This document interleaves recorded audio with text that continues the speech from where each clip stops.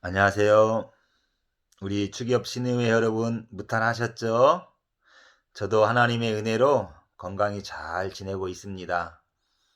자, 오늘 하나님의 말씀 보겠습니다. 본문은 사무엘상 11장 1절에서 15절까지입니다. 제목은 우리의 수치가 굴러가고 새로운 마음으로 시작하게 하옵소서 제목입니다. 이스라엘 역사 속에서 가장 어둡고 암울했던 시기는 사사기의 사사시대입니다. 가나안 정복의 주역이었던 여호수아와 갈렙이 죽은 후에 이스라엘은 하나님을 떠남으로 국력이 쇠약해졌습니다. 국력이 쇠약한 이스라엘은 주변 이방 나라의 침략의 대상이었습니다.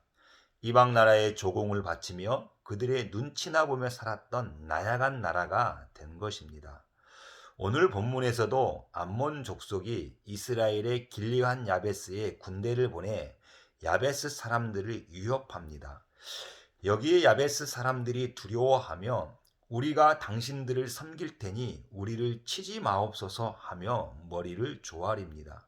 머리를 조아리며 살라달라고 하는 야베스 사람들을 향해 암몬은 너희의 눈을 다 빼어야 너희와 언약을 맺고 살려주겠다 라고 하며 모욕하고 침략하겠다는 의도를 드러냅니다. 이에 야베스 장로들이 이제 갓 왕으로 선출된 사울 왕에게 이 사실을 알립니다. 암몬이 야베스를 모욕하고 침략하겠다는 말을 사울 왕이 들었을 때 하나님의 영에 감동이 되어 격분했습니다. 그리고 자신의 소를 잡아 12조각을 내어 12지파에게 보냅니다. 누구든지 나와 사무엘을 따르지 않는 자는 그의 소도 이와 같이 죽을 것이다. 엄포를 놓으며 자신을 따르게 합니다. 사울의 말에 하나님이 역사하여 백성들이 사울과 사무엘을 따르게 됩니다. 그리고 암몬과의 전쟁에서 크게 승리하게 됩니다. 이 전쟁의 승리는 사사시대에서 오랜만에 맛보는 승리였습니다. 이 전쟁에서 승리한 이후 하나님의 사람 사무엘이 백성들을 모아놓고 이렇게 말합니다. 14절에 보면 나라를 새롭게 하자, 나라를 새롭게 하자. 이 말은 이제 사사시대의 수치를 벗어버리고 사울왕을 중심으로 강대한 이스라엘을 만들어보자 이런 말입니다. 이제 새로운 나라를 건설하자라고 하면서 백성들을 데리고 간 곳이 바로 길갈입니다. 사무엘이 새로운 나라를 건설하자라고 하면서 왜 백성들을 길갈로 데리고 갔을까요? 왜 길갈에서 새로운 나라를 건설하자라고 했을까요? 이 길갈은 이스라엘 역사에서 아주 중요한 의미를 지니고 있습니다. 이스라엘 백성이 애굽에서 430년 동안 종로로 타다가 가나안 땅을 주겠다는 하나님의 약속을 믿고 출애굽했습니다. 그러나 바로 가나안 땅에 들어간 것이 아니라 40년을 광야에서 방황을 했습니다. 애굽과 광야에서 생활을 합치면 약 470년을 이스라엘 백성은 자신의 나라도 없고 자신의 땅도 없고 집도 없이 살아야 했습니다. 이들은 나라와 땅과 집이 없는 난민 생활을 보내야 했습니다. 이것이 이들의 고통이고 서러움이었습니다. 자신의 땅에서 집을 짓고 농사를 지며 사랑하는 가족들과 안정된 삶을 살아야 했는데 땅이 없이 척박한 광야에서 이곳저곳을 방황하며 살아야 하는 방랑자의 삶을 살았습니다. 470년 방랑을 끝내고 이들은 드디어 요단강을 건너 약속의 땅 가나안에 첫 입성을 했습니다. 감격스러운 땅에서 이들은 첫 곡식을 먹었습니다. 이때 광야에서 40년 동안 먹었던 만나가 그쳤습니다. 젖과 꿀이 흐르는 기름진 땅, 하나님이 주겠다고 하는 약속의 땅에서 얻은 곡식으로 밥을 해 먹는 감격이 얼마나 컸겠습니까? 470년의 종노릇과 방황의 삶을 끝냈다는 감격은 이루 말할 수 없었을 것입니다. 이들이 요단강을 건너 가나안의 첫 땅을 밟았을 때 하나님께서 여호수아를 불러 이렇게 말씀했습니다. 내가 너희에게서 애굽의 수치를 굴러가게 하리라. 애굽에서 종노릇하며 고통받았던 수치, 광야에서 방랑자의 삶을 살았던 수치를 굴러가게 할 것이라는 것입니다. 그래서 사람들은 그곳 이름을 똥이 굴러간다라는 의미로 길갈이라고 불렀던 것입니다. 길갈은 똥이 굴러간다라는 의미가 있습니다. 똥과 같이 더럽고 추한 우리의 수치를 다 굴러가게 해 주었다라는 그런 말씀입니다. 사무엘이 암울하고 나약했던 사사시대를 끝내고 새로운 나라를 건설하기 위해 왜 길갈로 올라갔는지 좀 알 것 같습니다. 암몬과의 전쟁에서 승리하고 사무엘이 하나님께 바라고 소망했던 것은 과거 우리 선조들이 요단강을 건너 길갈에 첫 입성할 때 애굽의 수치를 굴러가게 했던 것처럼 사사시대의 모든 수치를 굴러가게 해 주옵소서. 그리고 새로운 나라를 건설하게 해 주옵소서. 이러한 간절한 소망을 가지고 길갈로 올라갔던 것입니다. 우리 한번 그림을 한번 볼까요?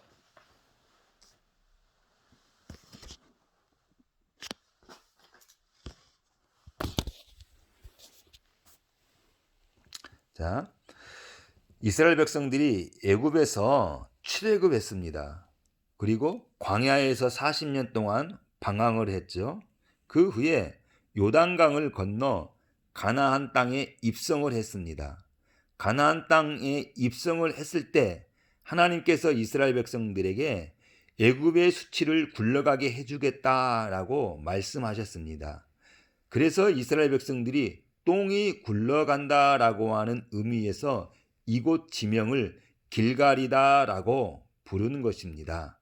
그래서 그리고 약 200년이 넘게 지난 후에 사무엘이 암몬과의 전쟁에서 승리하고 이스라엘 백성들을 길갈로 모았습니다. 그리고 이 길갈에서 우리가 나라를 새롭게 하자라고 말씀을 한 것입니다.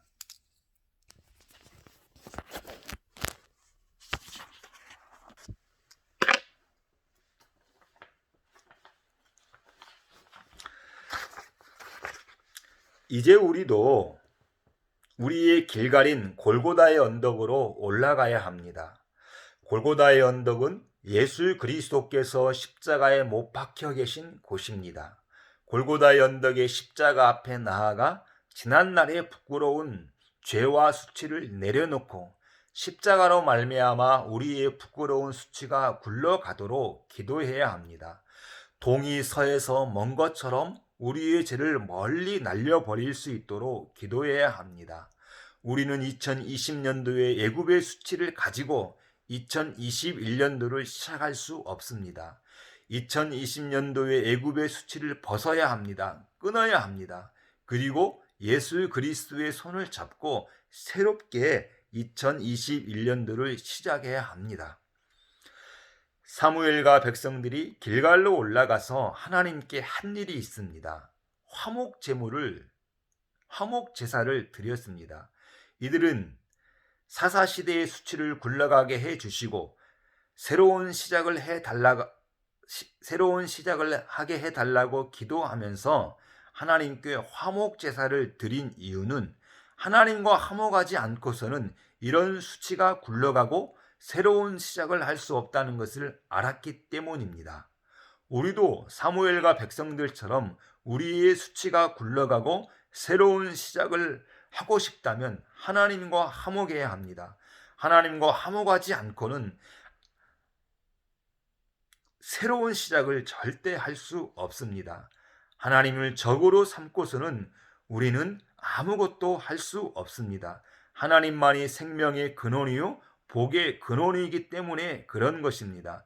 하나님과 화목하지 않고 새해를 계획하고 준비하는 것은 모래 위에 집을 짓는 것과 같은 것입니다. 시편 127편 1절에 보면 여호와께서 집을 세우지 아니하면 세우는 자의 수고가 헛되고 여호와께서 성을 지키지 아니하시면 파수꾼의 깨어 있음이 헛되도다라고 말씀합니다. 세상과 화목을 도모하기 전에 먼저 사람과 화목을 해야 합니다. 그런데 사람과 화목을 도모하기 전에 하나님과 화목을 해야 합니다. 욥기 22장 1절에 보면 너는 하나님과 화목하고 평안하라. 그리하면 복이 내게 임하리라. 죄가 있는 우리가 하나님과 화목하기 위해서는 값진 예물과 제물을 들고 가야 합니다. 하나님이 받으실 만한 가장 귀하고 값진 제물을 예수 그리스도이십니다. 흠없고 존귀한 예수님께서는 기꺼이 우리의 제물이 되어 주셨습니다. 로마서 5장 10절에 보면 곧 우리가 원수 되었을 때에 그의 아들의 죽으심으로 말미암아 하나님과 화목하게 되었은즉 예수 그리스도는 우리의 화목 제물이 되어 주셨습니다. 죄로 말미암아 하나님과 불화한 인간을 위해 친히 하나님의 진노를 받음으로 하나님과 우리 사이의 죄를 제거해 주셨습니다. 화목 제물의 장소인 골고다의 언덕으로 우리는 올라가야 합니다. 골고다의 언덕은 우리의 죄와 수치를 굴러가게 할 길과 같은 장소입니다. 그 십자가 아래 엎드려 2020년도에 우리의 죄와 수치를 눈물을 흘리며 참회해야 합니다. 십자가 아래서 흘리는 우리의 눈물이 우리의 죄와 수치를 깨끗이 씻어줄 것입니다. 새로운 삶은 우리의 계획을 통한 의지와 실천으로만 되어지는 것이 아닙니다. 의지와 실천이 있기 전에 주님을 향한 새로워진 마음이 있어야 합니다. 마음이 새로워지지 않고서는 아무것도 새로워질 수가 없습니다. 우리의 마음 깊은 곳에서 예수님의 십자가의 사랑이 솟아나와서 예수님의 사랑으로 우리의 마음이 새로워져야 합니다. 우리의 마음이 예수님의 사랑으로 새로워져서 2020년도에 불화했던 관계가 사랑의 관계로 바뀌어지고 원망과 불평과 근심과 두려움이 은혜와 평강으로 바뀌어 주어야 합니다. 예수 십자가의 사랑이 아니면 이러한 우리의 마음이 새로워질 수 없습니다. 십자가의 사랑으로 새로워진 마음으로 2021년도를 새롭게 시작할 수 있기를 간절히 바라겠습니다. 기도하겠습니다. 은혜로우신 하나님, 2021년도가 시작이 되었습니다. 2020년도에 우리의 죄와 수치를 들고 골고다의 언덕의 십자가 앞으로 나아가 눈물을 흘리며 참회하게 하여 주옵소서. 성령의 은혜가 우리의 마음에 임하여서 십자가의 사랑이 깊이 깨달아지게 하여 주옵소서. 그래서 불화했던 마음, 원망과 불평에 쌓였던 우리의 마음들, 우울했던 마음, 근심과 두려움이 있던 이 마음이 예수 사랑으로 새로워져서 평안과 기쁨과 감사의 마음으로 바뀌어지게 하여 주옵소서. 이렇게 새로워진 마음으로 2021년도를 시작하게 하여 주옵소서. 우리 사랑하는 신의회 회원들과 우리 김창수 장로님과 우리의 신의회의 모든 우리 회원들 위에 하나님의 은혜가 있게 하여 주옵시고 새로워진 마음으로 2021년도를 승리할 수 있도록 저들을 축복하여 주옵소서. 우리 신의회 회원들 가정과 직장과 삶의 영역 위에 하나님의 은혜가 충만히 임하여서 2021년도가 승리할 수 있도록 하나님이 축복하여 주시옵소서. 예수님의 이름으로 기도드립니다. 아멘. 마쳤습니다.